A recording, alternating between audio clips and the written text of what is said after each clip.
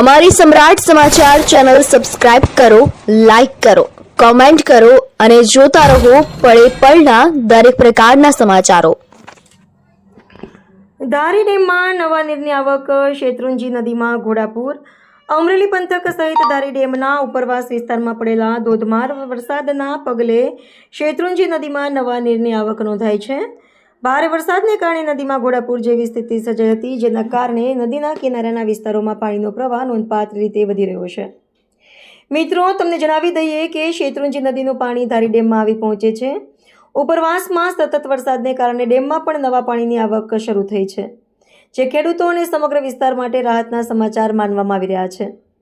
સ્થાનિક લોકો માટે મોટી સંખ્યામાં શેત્રુંજી નદીમાં આવેલા ઘોડાપૂરને જોવા માટે ઉમટી પડ્યા હતા। જો કે તંત્ર દ્વારા નદીના કિનારે ન જવા અને સાવચેતી રાખવા અપીલ કરવામાં આવી છે, કારણ કે પાણીનો પ્રવાહ અચાનક વધી શકે છે। હાલ વરસાદી માહોલ યથાવત હોવાથી આગામી કલાકોમાં પણ પાણીની આવક વધવાની શક્યતા વ્યક્ત કરવામાં આવી રહી છે। ડેમની સપાટી અને પાણીની આવક પર તંત્ર સતત નજર રાખી રહ્યું છે।